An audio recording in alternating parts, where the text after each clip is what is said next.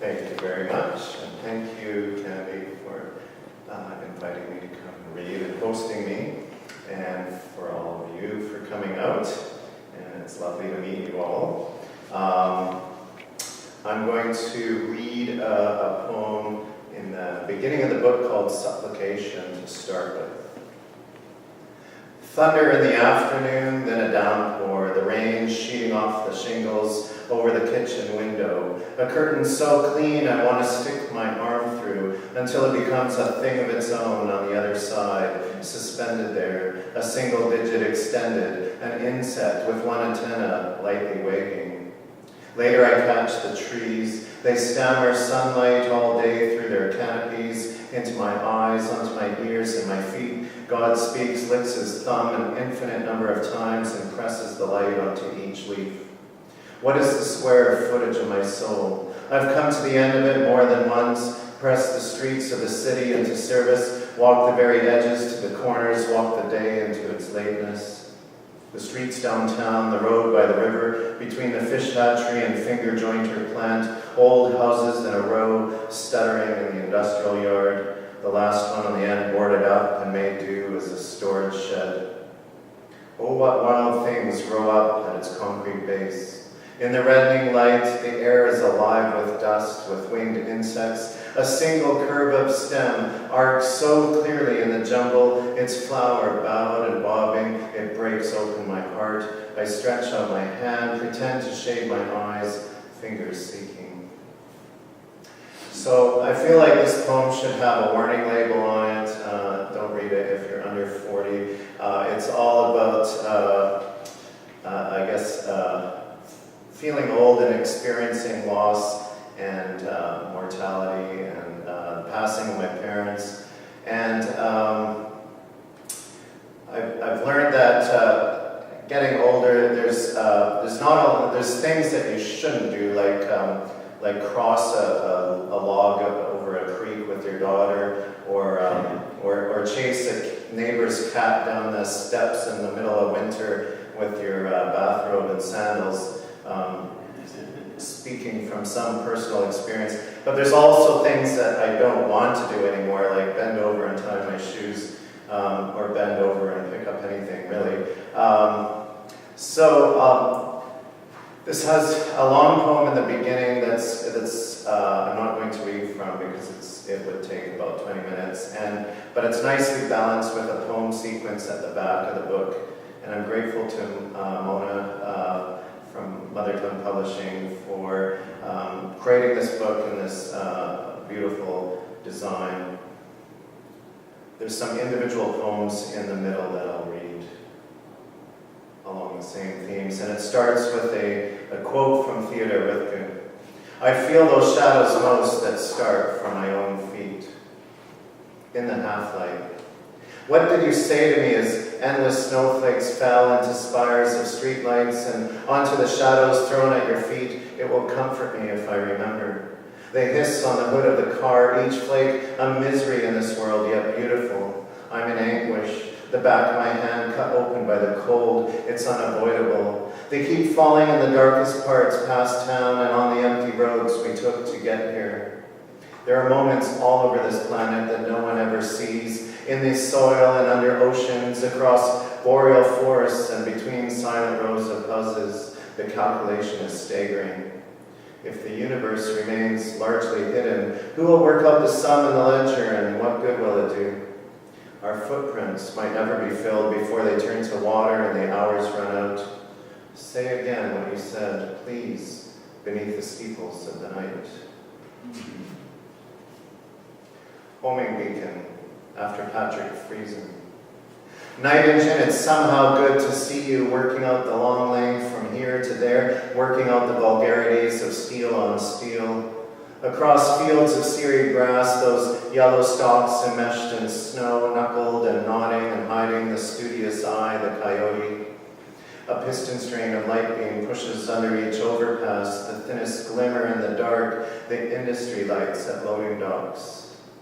The mallards are off track, flying this way near the bridge and that way in the falling snow upriver and at other angles to my peripheral.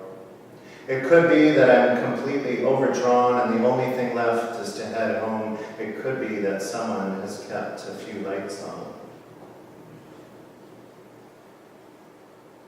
Walking back. We hold out for the smallest things on the narrow side of a long road, kicking at the rocks. This evening, nothing will have me, not even the moon, that blinks through bands of cloud, moth-eaten by the stars and driven. My finger lifts the latch in the middle of this night. If only everything would swing as freely as leaf hinge and the silver maple shadowing overhead. Oh yes, we should wait and see what comes after. So as I said, both of my parents have passed, and there's a suite of poems for them in the middle as well. After this circle spreading outward. When the clouds roll up my sorrow and blaze long boards on my deck with rain, filling up troughs that reflect thin strips of forest in the calmness between drips, they say, you are an orphan now, no mother. Perhaps just chatter that fills the air at most funerals, but who of us hasn't had thousands of these moments alone in the trees with the dripping and the dull knock of rock on rock under the river, a gruff warning in the undercut. Would you reach up then, hands open to the sky for it to lift you, say up, up in high tones with earnest expectancy? Or is this something you've grown to be familiar with, where, like the rain soaking in, wetting your clothes and hair, and the earth, the rain saying, fatherless, motherless, with each drip on each leaf, even as it pools, glistens, attempts to slide off? When I was 10, and there's a reference to that in this poem, it was a birthday party, and we were playing soccer, kicking the ball around, and my dad came out, and he went to kick the ball, and I stopped it, and put my foot in front of the ball, and he did this roll right on the lawn, and it really impressed me. This is called Rocked. Night was all around. We got a shock when we realized the moon was a giant rock hovering up there in the sky and ready to fall. And this thought plastered us against the grass. We couldn't move. Dad's story being caught on an asphalt roller, barreling backwards down the mountain, brakes gone. That's what it felt like. Sure, the moon looks small up there now, but where would we jump if it fell? It was hard to imagine Dad leaping off the machine that he was young once. But on my 10th birthday, he did a beautiful roll on the lawn in front of all of my friends. I'll never forget his smile and shrug after. And maybe that's what he did up there on the mountain, though the way he told it, it was all rocks and stumps and fear hidden under the bracken. The moon didn't fall that night, but it could have. I thought I saw her in the water. In territories of the mind, in middle distances I can't reach with outstretched hand, in dreams inlaid and lidded with a ceiling of leaves, some dangling on threads, rear tails swimming in the air above me. We're all guppies, you know. We're caught on our backs, wordlessly gulping at what we cannot say. Or at night, the grass a dewy halo around my head, like a chalk line drawn about my arms and legs. The stars are swimming too, unglued from the sky. They slide past my vision when I need them the most. Could I reach into the depths of a lake at dawn or a quiet river? Even in a flat-bottomed boat, I'd hardly dip further in than my elbow. Oh, Mother, I know you're not down there, slipping between my fingers, bubbling through gills. Or up here, skidding across the sky, pell-mell with the stars, with leaves on empty streets of morning, filling up with hours and hours. But I want you to be here, somehow, closer than dreams that clear off like fog, leaving only the hard outline of crooked trees and a road that curves out of view. So I'll read a few poems from a poem sequence at the back. It's called Once Around the Sun, and for about 3 years, titles were blocking my creative process, so I just started writing poems without titles and just saved them chronologically. And so they follow the season from early spring to early spring, because in Prince George, that's all we really care about. It's finally warm enough to play outside. Christy is shoveling snow off her lawn onto the road to make it melt faster. She does this every year. I crack slabs of ice at the edge of my driveway with my feet, relish the hollow boom and thud beneath. The gutters are overflowing, the neighborhood filled with the sound of dripping and a faint smell of barbecue and wood smoke. My daughter rides her bike for the first time this year, switches to her scooter, then brings out the bubbles. She is 9.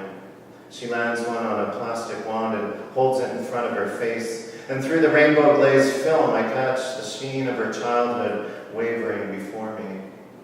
Overhead, a silent bee of geese slides across the sky, as if they were skimming on soap, as if they didn't need their wings. Women in their 40s and 50s are wearing skirts, and when they hold their knees together smartly and just so, they look younger. This is open-toe season, and the small white petals of snowdrops are asking, and the leaves, their sudden flush on trees downtown, are asking, and the sky is asking with its ineffable blue, will you hold my days like this, like hot toast held lightly between your fingertips as you carry it across the kitchen tiles? And in the days that followed, at playgrounds and in parking lots, I asked all the parents with my eyes, will you hold your children even as they grow old? Some scoffed with their eyes. Spring has been around forever, and winter will come again. 2 crows in a scramble of trees speak, swoop down into the open field I'm standing in. We only see the shapes of things. A deep burgundy glow in their wings, a watermark imprinted on the sky, bodies ephemeral, like the fantailed spray from a sprinkler shining in the sun. We praise the sudden affection of leaves, blossoms, as the hard edges of winter soften. We see it in the clouds, can smell it, the air a liquid we can stick our fingers in. We enter the world through mysterious doors, a seed thrust through an abandoned slab, the asphalt peels back, bubbles, makes a tear in the earth, a dandelion leaf grows, is edged with drops of dew, and we enter. We enter through shadows shaped like birds, pecking at the ground. It's light out late at night, and it's light out early in the morning. It's not even June yet. Compensation, some argue, for 6 months of winter, but you'd have to live up north to believe that. The dandelions poke through the grass, a million suns under contract. And there's more people walking around outside as if we all slid out of cracks in the concrete, as if you could take a blade of grass and get down close to the earth and use it as a pointer. Here is where I came from, unused, hard-edged and alien, like a grain of pollen lodged in the ground until the spring rains came. And look at me now. I'm as much a new slip of green as you'll ever see. Even the homeless look half jolly in the sun, flipping bottles and cans with their feet in empty lots between the buildings.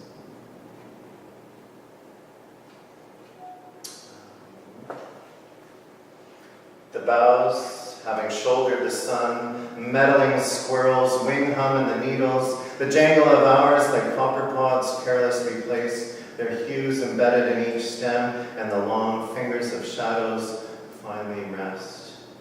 Evening lays birdsong down on the shelves of thick green with both hands, breathes the first sigh of night.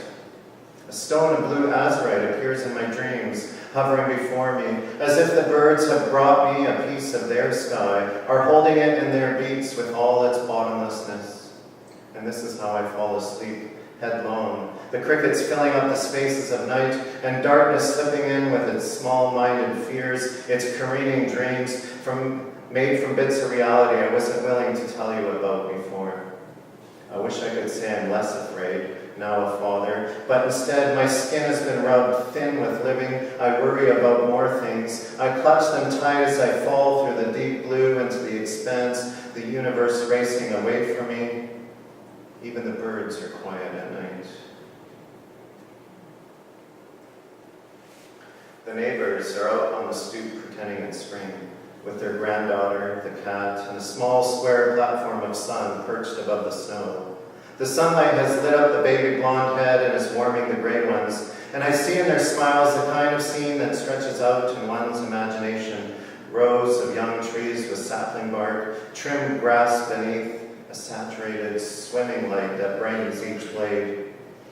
In town, on a derelict side street, I saw the same thing. Well, instead of trees, houses in a row, slapped with gray stucco, the grass flattened and muddy, cars parked all around in the drive and out front. But people were there, pulled outside by the sun, cigarettes in hand, a coffee, their dog pissing on the foundation. We're all pretending. The sun too absorbed the snow too absorbed the sun and let go, made like it was going, all gone by tomorrow. Thank you.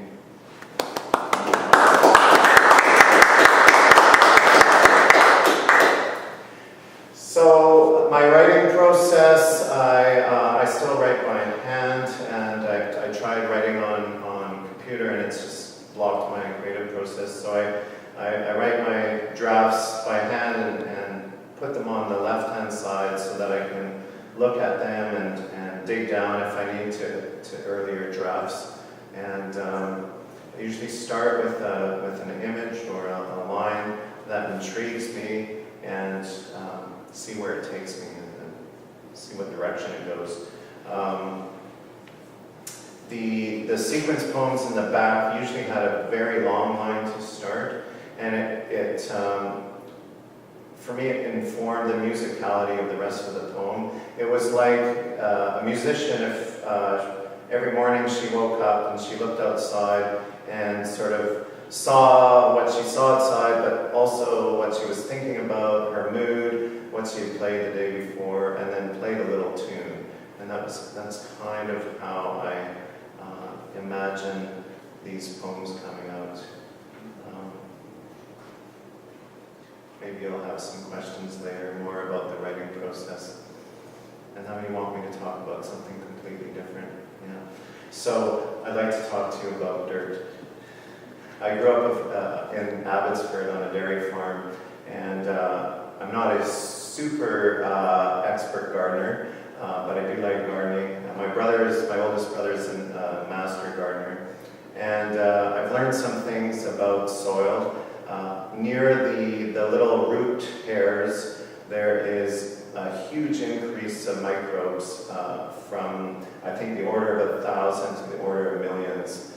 And some of those microbes, they activate serotonin in your brain. And so when a gardener says she's in her happy place in the garden, it's literally true. It's the microbes are making you happy.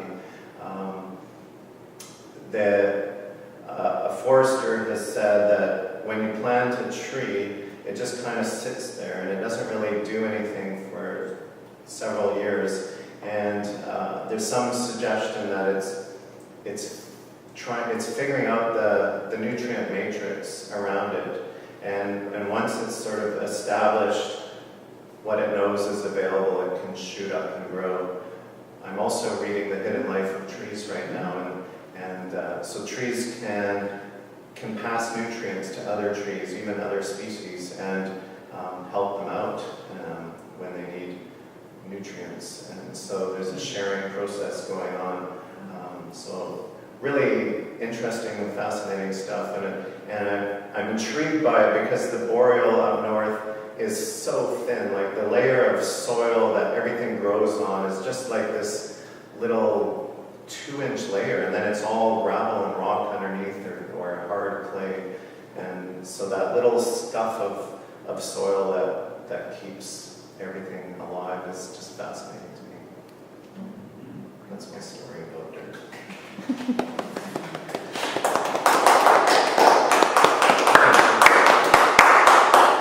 Does anyone have any questions for Al? Yeah, I do. So you mentioned that the titles were blocking you, and that's Yes. really fascinating. Once in a while, I find, there's something about the process that is getting in the way. So Right. can you elaborate on that a little bit? I don't know what it was about the titles that was blocking my creative process. I up until that point had always titled a poem, but there was something that just wasn't allowing me to write, so I just stopped. I just gave up, and you know, visual artists do that, untitled paintings and that kind of thing too, and maybe it was just there was a creative effort required to get a title that was just, maybe my life was too busy at the time, or I don't know. I really don't. What was happening in your life at that point? What was happening? You know, Oh, just, I'm a high school teacher with a family, so just...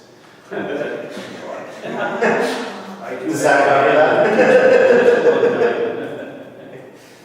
Yeah. Nice. Great. Are you part of any writing groups up in Prince George? I'm involved in a writing group, yeah, that we meet about once a month, except in summertime. Yeah. And I find writing groups have been quite helpful to my practice in terms of having other sets of eyes look at the work and see things that you didn't see. Yeah. And there's quite a few poets up there. Nice. Yeah. Thank you again. Thank you. Thanks so much.